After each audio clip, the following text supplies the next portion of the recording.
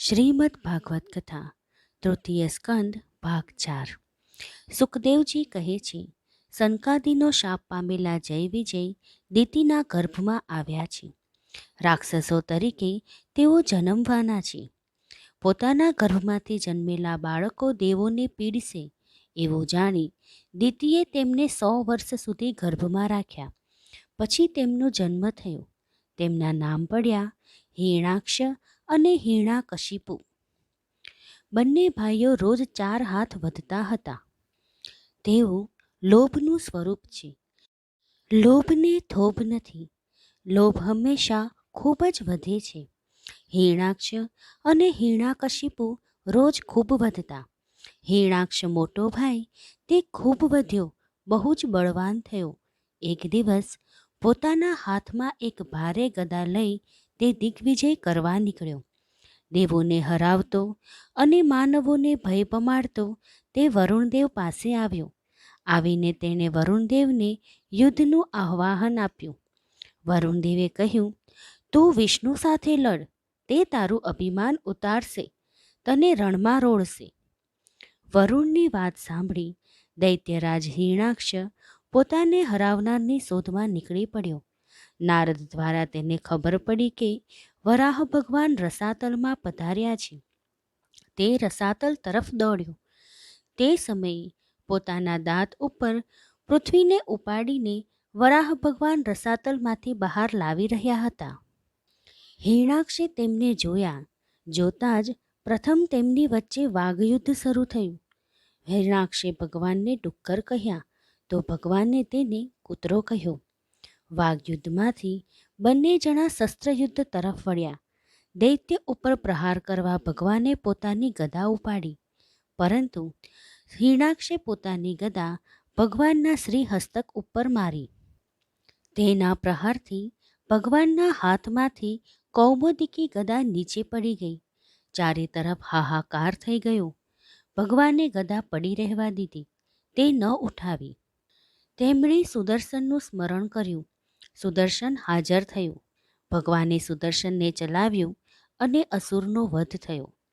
હિરણાક્ષનો વધ કરી ભગવાને પૃથ્વીનું રાજ્ય મનુ મહારાજને આપ્યું અને કહ્યું, ધર્મથી પૃથ્વીનું પાલન કરો। જય અને વિજયને સંકાદીના શાપથી 3 અવતાર લેવા પડ્યા। તેમનો ઉદ્ધાર કરવા ભગવાનને 4 અવતાર લેવા પડ્યા। હિરણાક્ષને મારવા ભગવાને વરાહ અવતાર લીધો। હિરણાકશિપુને મારવા નૃસિંહ અવતાર ધારણ કર્યો।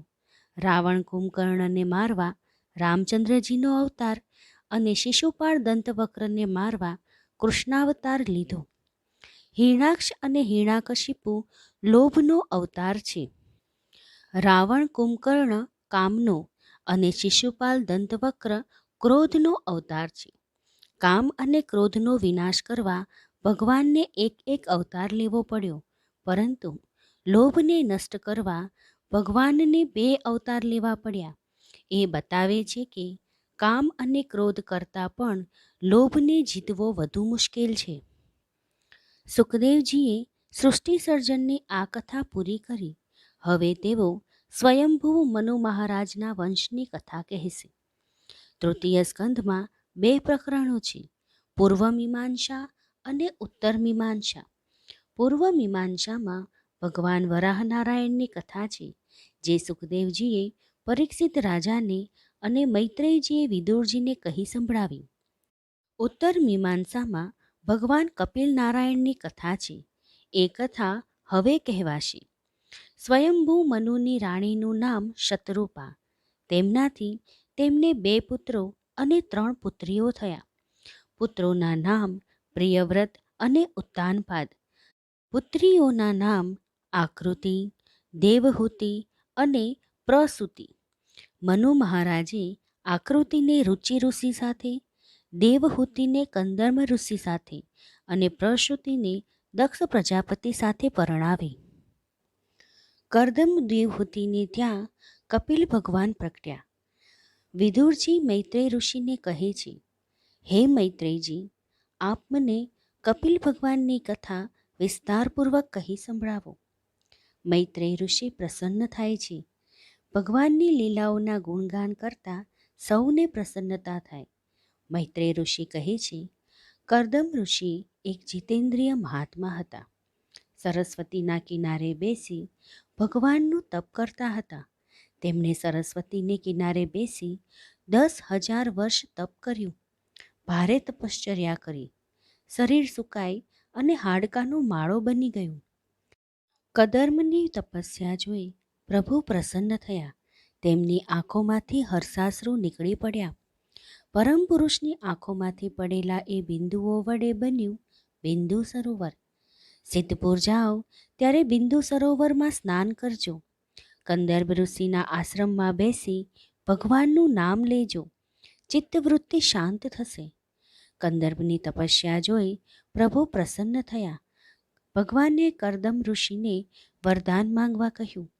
પ્રભુ, તમારા દર્શન કરવાથી મારો જન્મ સફળ થયો છે.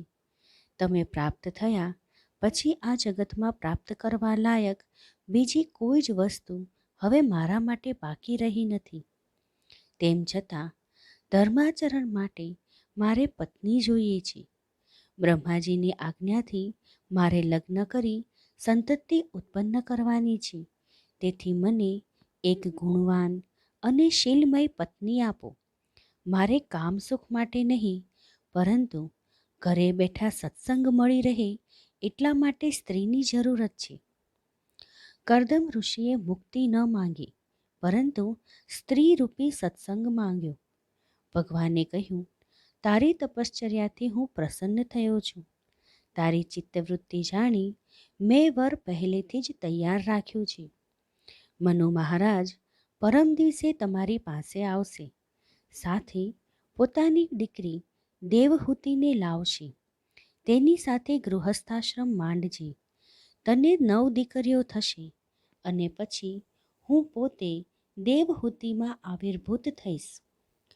ભગવાન કહે છે, હું તમારે ત્યાં પુત્ર રૂપે આવીને સાંખ્યશાસ્ત્રનો ઉપદેશ કરીશ.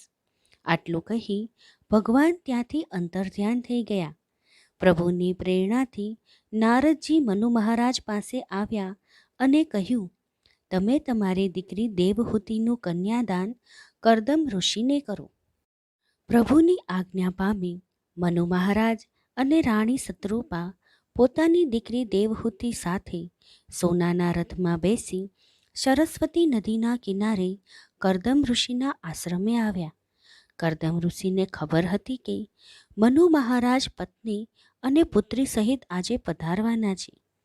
મનુ મહારાજનો સત્કાર કરવા માટે અને દેવહૂતિની પરીક્ષા કરવા માટે તેમણે 3 આસનો બિછાવ્યા.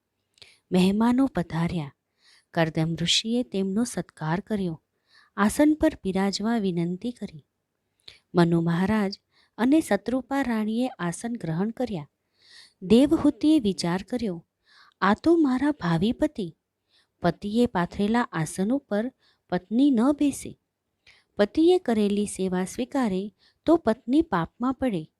પત્નીએ પતિની સેવા કરવાની હોય. હું એમણે બિછાવેલા આસન પર ન બેસી શકું, એ મારો ધર્મ નથી. પરંતુ એમણે જે આસન બિછાવ્યું છે તે દૂર કરી હું નીચે બેસું તો તેમનું અપમાન થયું ગણાય, એ પણ મારો ધર્મ નથી. દેવહૂતિ વિચક્ષણ રાજકન્યા હતા.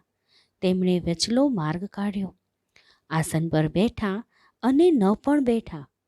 પોતાનો જમણો હાથ આસન પર રાખી તેઓ આસનની બાજુમાં ભૂમિ પર બેઠા. કરદમ ઋષિને લાગ્યું, સ્ત્રી ઘણી લાયક છે. ગૃહસ્થાશ્રમના ધર્મને સારી રીતે જાણે છે. ત્યાર પછી ઋષિજી મનુ મહારાજને તેમના આગમનનું કારણ પૂછે છે. કંઈક સંકોચ સહિત મનુ મહારાજ કહે છે, ઋષિજી, હું મારી આ કન્યા આપને અર્પણ કરવા આવ્યો છું. તે આપને માટે સર્વથા યોગ્ય છે. આપ તેનો પત્ની તરીકે સ્વીકાર કરો. કરદમ ઋષિ તો બ્રાહ્મણ. બ્રહ્મને જાણી તે બ્રાહ્મણ નિષ્કપટ હોય. કરદમ ઋષિએ સહેજ પણ આનાકાની સિવાય કહ્યું, મારી લગ્ન કરવાની ઈચ્છા છે. તમારી કન્યા સાથે લગ્ન કરવાની મારી તૈયારી છે. પરંતુ મારું લગ્ન ભોગવિલાસ માટે નથી, કામના વિનાશ માટે છે. મનમાં રહેલી સૂક્ષ્મ વાસનાઓને ભોગવી તેનો વિનાશ કરવો છે. તેથી હું આપની કન્યાનો સ્વીકાર કરીશ. પરંતુ લગ્ન માટે મારી એક શરત છે. મારે લગ્ન કરવા છે મારામાં રહેલી કામવાસનાને દૂર કરવા માટે, કામભોગ દ્વારા કામનો વિનાશ કરવા માટે. તેથી અમારે એક પુત્ર થશે કે તરત જ હું સંન્યાસ લઈશ. તમારી કન્યાને મારી આ શરત મંજૂર હોય તો લગ્ન કરવા હું તૈયાર છું. મનુ મહારાજ વિચારમાં પડી ગયા. આ તે કેવા ઋષિ? લગ્ન પહેલાં સંન્યાસ લેવાની વાત કરે છે. તેઓ પોતાની દીકરી દેવહૂતિ તરફ જુએ છે. દેવહૂતિ કંઈ સાધારણ સ્ત્રી ન હતા. તેમને કહ્યું, કામ વાસનાની નિરંતર તૃપ્તિ દ્વારા મારે સંસાર સાગરમાં ડૂબવું નથી. મારે જીતેન્દ્રિય પતિ જોઈએ છે. મને એમની એ શરત મંજૂર છે. મનુ મહારાજે વિધિપૂર્વક કન્યાદાન કર્યું. દેવહૂતિજી કંદર્પના આશ્રમના અધિષ્ઠાત્રી બન્યા. તેઓ મનમાં વિચારે છે, મારા પતિ તપસ્વી છે, મારે પણ તપસ્વી બનવું જોઈએ. દેવહૂતિએ તપસ્વીની બનીને કેવળ પતિ સેવામાં પોતાનું મન લગાડી દીધું. 12 વર્ષ સુધી નિર્વિકાર ચિત્તે પતિ સેવા કરતા રહ્યા. 12 વર્ષ સુધી મનમાં વિકારને પ્રવેશ ન મળ્યો. સ્ત્રી માટે પતિની સેવા એ જ તપ. આપણા દેશમાં આ રીતે પતિ સેવા રૂપે તપ કરનારા તપસ્વીઓના અનેક દ્રષ્ટાંત મળી આવે છે. એ સૌમાં શિરમોર છે ભામતી દેવી. આજથી 1100 વર્ષ પહેલાં દક્ષિણ દેશમાં વાચસ્પતિ મિશ્ર નામના એક ઋષિ હતા. તેઓ ઘણા વિદ્વાન અને પવિત્ર હતા. તેમણે ષડદર્શનો ઉપર વિદ્યતાપૂર્ણ ટીકાઓ લખી છે. તેમનું લગ્ન થયું. લગ્ન તો થયું, પરંતુ લોક કલ્યાણ અર્થે પોતે જે કાર્ય કરી રહ્યા હતા તેમાં લગ્નના કારણે કોઈ વિક્ષેપ ન આવ્યો. એક પછી એક ટીકાઓ લખાતી રહી. તેઓ લખવામાં એવા તો મગ્ન બની ગયા કે પત્નીને પણ ભૂલી ગયા. સંસારના સુખોની તો વાત જ શી કરવી. તેમને હતી એક જ ધૂન, વાંચવું, વિચારવું અને લખવું.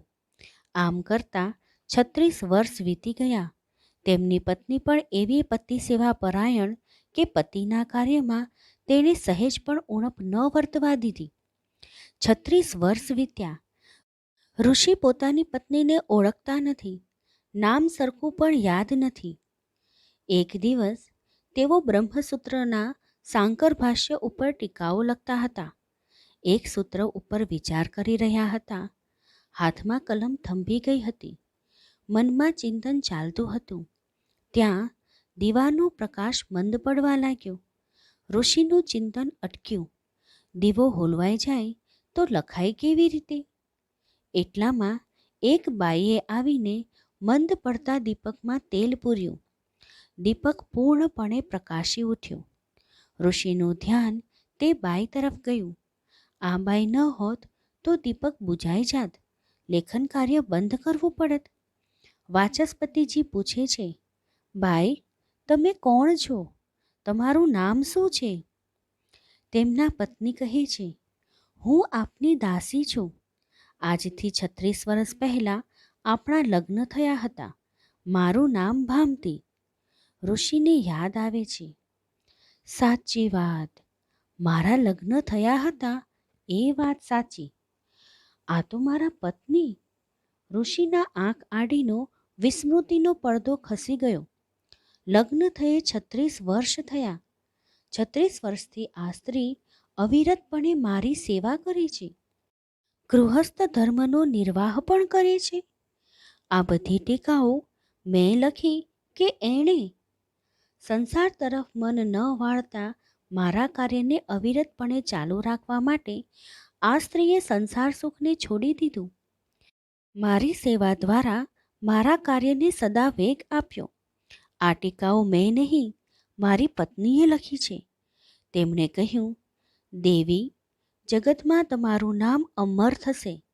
સાંકર ભાષ્ય ઉપર લખાયેલી આ ટીકાઓનું નામ ભામતી ટીકા.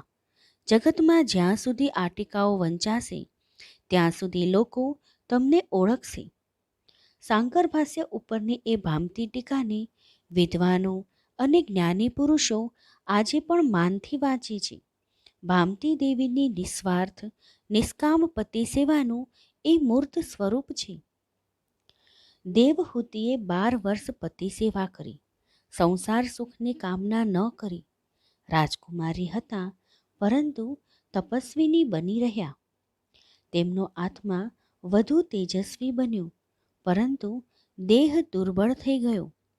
એક દિવસ કરદમ ઋષિને આ દેખાયું અને હૃદય પીગળી ગયું. વાહ દેવી, ધન્ય છે તમારી પતિ સેવાને. ઋષિ પૂછે છે, દેવી, તમારી શી કામના છે? દેવહૂતિની કામના એક જ, પતિ સેવા કરવી તે. પરંતુ કરદમ ઋષિના આગ્રહથી તેમણે કહ્યું, લગ્ન સમયે આપે શરત કરી હતી કે એક પુત્ર થયા પછી હું સંન્યાસ લઈશ. મને એક પુત્રની કામના છે. પોતાના તપના પ્રભાવથી કરદમ ઋષિએ દેવહૂતિને દિવ્ય દેહ આપ્યો. સરસ્વતીમાંથી 1000 સુંદર દાસીઓને પ્રગટાવી. ઈચ્છાનુસાર ચાલનારું, ભોગવિલાસના સર્વ સાધનોવાળું, મણીના સ્તંભો અને રત્નના દીપકોવાળું એક અલૌકિક વિમાન ઉત્પન્ન કર્યું. દેવહૂતિને સ્નાન કરાવી, શૃંગાર સજાવી, દિવ્ય સ્વરૂપ આપી વિમાનમાં પ્રવેશ કરાવ્યો. પોતે પણ કામદેવ જેવા સુંદર બની વિમાનમાં પ્રવેશ કર્યો. પછી તપસ્વી કરદમ ઋષિ ગૃહસ્થાશ્રમી બન્યા. 100 વર્ષ સુધી ભોગ ભોગવ્યા અને તેમને ત્યાં 9 કન્યાઓ જન્મી. કરદમ દેવહૂતિની એ 9 કન્યાઓ એટલે નવધા ભક્તિ. નવધા ભક્તિ આવે એટલે પછી ભગવાન પ્રગટે. કપિલ ભગવાનના જન્મ પહેલા નવધા ભક્તિનો ઉદય થયો. ભક્તિ મળે પછી જ્ઞાનરૂપી કપિલ ભગવાન મળે.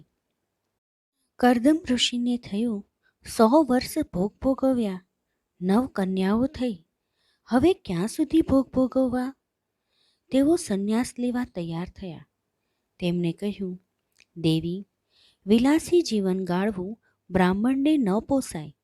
મારે હવે તપ કરવા બેસી જવું જોઈએ.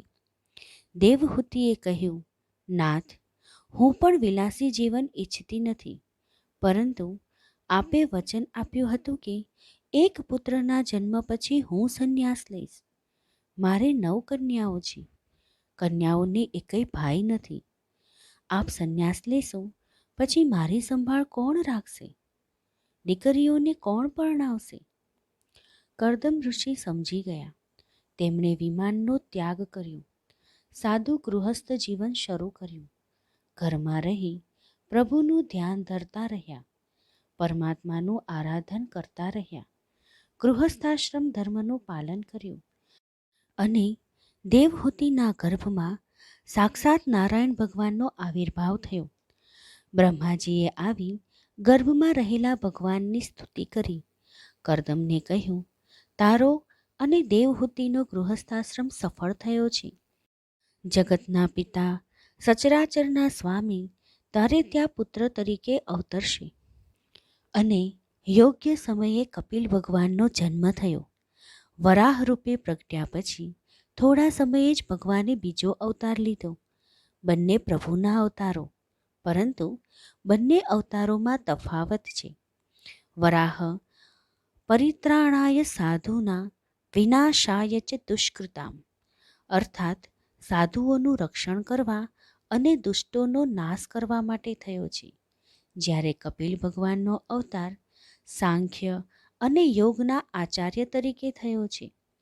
પહેલા અવતારમાં પ્રભુનું જીવન કાર્ય વ્યાપક છે, બીજામાં મર્યાદિત. એટલા માટે વરાહ ભગવાનને પ્રથમ 10 અવતારોમાં સ્થાન આપવામાં આવ્યું છે અને કપિલ અવતારને 24 અવતારોમાં સ્થાન મળ્યું છે. કપિલ ભગવાનના અવતાર પછી દેવહૂતિજી કહે છે, હવે આપ ગૃહસ્થાશ્રમનો ત્યાગ કરી સંન્યાસ ગ્રહણ કરી શકો છો. પરંતુ કરદમ ઋષિને પોતાની 9 કન્યાઓની ચિંતા થાય છે. થવી ન જોઈએ છતાં થાય છે. એ ચિંતા દૂર કરવા બ્રહ્માજી પધારે છે. સાથે 9 ઋષિઓને લાવે છે. કહે છે, મારી સાથે આવેલા આ 9 ઋષિઓ સાથે તારી 9 કન્યાઓને પરણાવી દે. પછી કર્દમ ઋષિએ પોતાની કન્યાઓને 9 ઋષિઓને આપી. અત્રિને અનસૂયા આપી, વશિષ્ઠ ઋષિને અરુંધતી આપી. એમ 9 ઋષિને 9 કન્યાઓ આપી કર્દમ ચિંતામુક્ત બની ગયા. શ્રી વલ્લભાચાર્યજી કહે છે, ચિંતા કાપી ન કાર્યા. જેને પ્રભુ પર દ્રઢ શ્રદ્ધા છે તેણે કદી ચિંતા ન કરવી. પોતાના ભક્તોની ચિંતા પ્રભુ પોતે કરે છે. તે પોતાના ભક્તોના યોગક્ષેમનું વહન કરે છે. પ્રભુની શરણાગતિ શોધનાર ભક્ત ચિંતા ન કરે. મહાભારતનો ભીષણ સંગ્રામ ચાલી રહ્યો છે. આજે તો ભીષ્મ દાદાએ પ્રતિજ્ઞા કરી છે, આવતીકાલે હું અર્જુનને મારીશ. આ તો ભીષ્મ પ્રતિજ્ઞા કદી વ્યર્થ ન જાય. પાંડવ પક્ષે હાહાકાર મચી ગયો છે. પરંતુ કૃષ્ણ ભક્ત અર્જુનને કશો જ ડર નથી. નિત્ય નિયમ પ્રમાણે પ્રભુનું સ્મરણ કરી તે સૂતો છે, ગાઢ નિંદ્રામાં પડ્યો છે. પરંતુ ભક્તની ચિંતા ભગવાનને હોય. કૃષ્ણને ચિંતા થઈ, આવતીકાલે અર્જુનનું શું થશે? એના રક્ષણનો કોઈ ઉપાય કરવો જોઈએ. કોઈ દિવ્ય શસ્ત્રાસ્ત્રો મેળવવાની વ્યવસ્થા કરી લઉં. તેઓ અર્જુનના તંબુમાં ગયા. અર્જુન તો ઘસઘસાટ ઊંઘે છે. પ્રભુને થાય છે, આ શું? અર્જુન આટલી નિશ્ચિંતતાથી કેવી રીતે સૂઈ શકે છે? તેમણે અર્જુનને જગાડ્યો. અર્જુન કહે છે, મારી નિશ્ચિંતતાનું કારણ આપ છો. આપ અહીં શા માટે આવ્યા છો તે વિચારો. હે પ્રભુ, મારા માટે આપ જાગો છો, તેથી હું નિશ્ચિંતતાથી સૂઈ જાઉં છું. તમે મારા માટે ચિંતા કરો છો, એટલે હું નિશ્ચિંત બની જાઉં છું. આપને શરણે આવ્યા પછી હું શા માટે ચિંતા કરું? લૌકિક કે અલૌકિક કોઈ પણ કાર્ય માટે ચિંતા ન કરશો. કોઈ મુશ્કેલીમાં મુકાઈ જાઓ ત્યારે શરણાગતિનો ભાવ વિચારજો. તમે તમારી જાતને તે પ્રભુને સોંપી દીધી છે. જો તેમ છે તો પછી તે તમારી ચિંતા કરશે. તમારું કર્તવ્ય છે પ્રભુને શરણે જવાનું. પ્રભુનું કર્તવ્ય છે તમારું રક્ષણ કરવાનું. તમે તમારું કર્તવ્ય બજાવો, પ્રભુ પોતાનું કર્તવ્ય જરૂર બજાવશે. કર્દમ ઋષિએ સંન્યાસ ગ્રહણ કર્યો. સંસારના સુખો છોડી પરમાત્માની પાછળ પડી જવું એનું નામ સંન્યાસ. આદિનારાયણનું ચિંતન કરતાં કરતાં કર્દમ ઋષિને ભાગવતી મુક્તિ મળી. મૃત્યુના પ્રકાર 2 છે. એક કૈવલ્ય મુક્તિ. આ પ્રકારની મુક્તિમાં આત્માનો પરમાત્મામાં લય થઈ જાય છે. જીવ અને ઈશ્વર એક બની જાય છે. 2 ભાગવતી મુક્તિ. આ પ્રકારની મુક્તિમાં જીવ અને ઈશ્વર, ભક્ત અને ભગવાન વચ્ચે થોડુંક દ્વૈત્ય રહે છે. તેમ છતાં બંને સંપૂર્ણ એકતાનો અનુભવ કરે છે. જીવ સ્વરૂપ દર્શન પામે છે. જીવ પરમાત્મા શ્રી કૃષ્ણની નિત્ય લીલામાં સામેલ થાય છે. આ છે ભાગવતી મુક્તિ. મહાન યોગીઓ અને મોટા મોટા તપસ્વીઓ માટે પણ જે અતિ દુર્લભ છે એવી ભાગવતી મુક્તિ કર્દમ ઋષિને મળી છે. હવે કપિલ ગીતાનો પ્રારંભ થાય છે, જે આપણે આવનારા ભાગમાં સાંભળીશું. જય શ્રી કૃષ્ણ.